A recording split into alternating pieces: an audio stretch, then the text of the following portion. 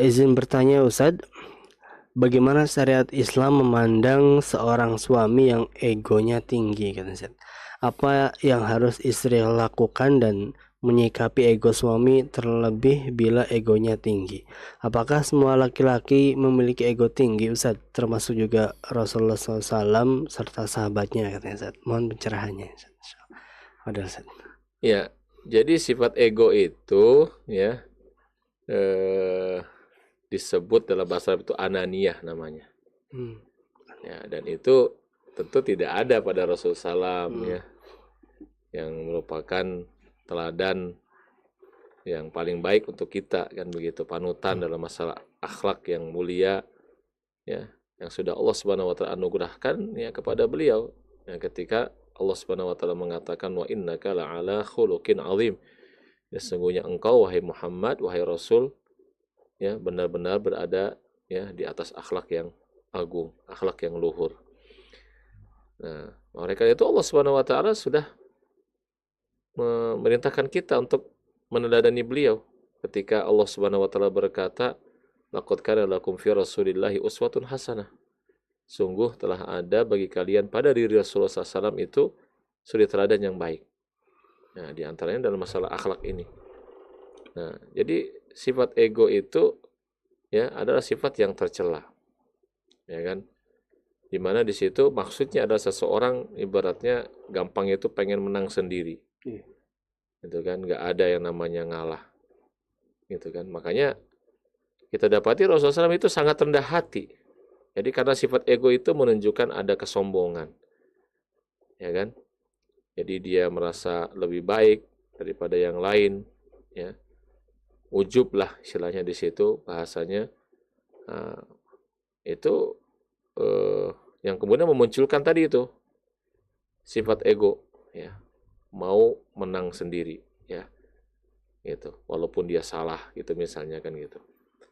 Nah, adapun kemudian tadi itu ada bahasa apakah laki-laki semua memang punya, ya enggak juga ya gitu kan ya. Memang sih kalau kita bicara secara umum itu sebenarnya baik itu laki-laki mau perempuan sama saja memang eh, pada dasarnya itu manusia ya secara umum ya itu sudah ada punya tabiat asalnya yang hal ini adalah sifat ego tadi salah satunya ya eh, manusia itu punya watak asalnya yang memang tidak baik lah begitu kecuali yang Allah Subhanahu Wa Taala selamatkan kan gitu kan dari orang-orang yang beriman yang beramal soleh gitu kan innalladzina amanu ya kalau kita bicara ya kan di surat Al-Asr kan manusia itu dalam kerugian innal insana lafi khusrin itu asalnya tuh ya di antaranya tadi itu karena watak aslinya manusia yang buruk. Nah tapi kan Allah kecualikan kecuali orang-orang yang beriman mengerjakan amal soleh ya saling menasihati dengan dengan kebenaran dan saling menasihati dengan ya kesabaran. Nah itu hanya dengan empat sifat itu saja yang seseorang bisa keluar ya dari eh, tabiat keburukannya. Nah, maka di situ ya eh, cara untuk mengatasinya ataupun ini dengan menasihati ya, menasihati dengan cara hikmah ataupun dengan mau'idhah hasanah kan gitu. Ya, sebagaimana yang Allah Subhanahu wa taala ya telah eh, perintahkan ya kepada kita ya. Jadi harus harus dengan di situ menasihati itu dengan kebenaran ya, dibawakan kebenaran atau istilahnya eh, dibawakan juga contoh ya.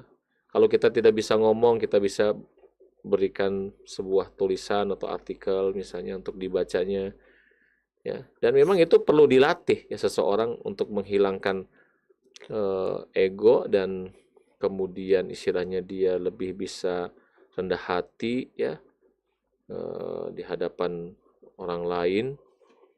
Nah, itu perlu latihan memang ya.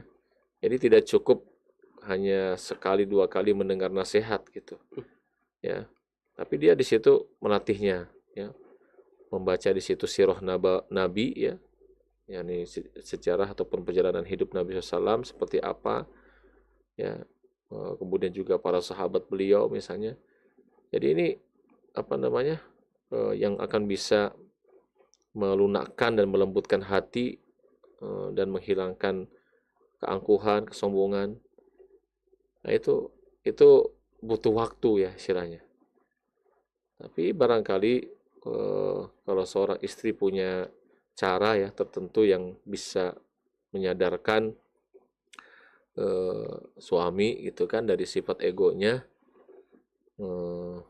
dan dengan hikmah ya tertentu ya, misalnya memberikan pelajaran tertentu kepada suami, tidak harus dengan kata-kata ya, mungkin dengan apalah misalnya yang bisa menyadarkan suami dari sifat egonya. Tapi ya itu tadi tuh, tidak cukup memang sekali dua kali nasihat pelajaran itu diberikan ya, tapi harus seseorang yang memang menyadari dirinya ada punya sifat ego ini,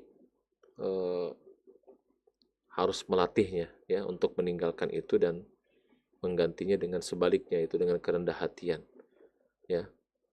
Karena salah satunya adalah bahkan sampai pada titik seseorang itu mengalah, bukan kalah kan gitu ya, maksudnya itu mengalah dalam rangka memberi maaf ya kepada orang yang mungkin menyakiti dan sebagainya. Nah, itu akan Allah Subhanahu wa taala angkat ya derajat dan kedudukannya ya, sebagaimana yang sudah dikatakan oleh Nabi SAW juga ya, bahwa tidaklah Allah Subhanahu wa taala ya, wa ma zadallahu apa namanya, abdan bi afwin illa izza. Jadi Allah tidak menambah di situ untuk seseorang ya suatu kemuliaan ya, ini dengan apa, tidaklah Allah menambah ya kedudukan derajat seseorang dengan pemaafnya, dengan sifat pemaafnya, kecuali kemuliaan semata ya. Jadi Allah akan menambahkan di situ kemuliaan kepada orang yang suka memaafkan, yang suka mengalah ya. Itu tidak pengen menang sendiri ya gitu. Jadi intinya seperti itu. Nah, wallahu a'lam bishawab.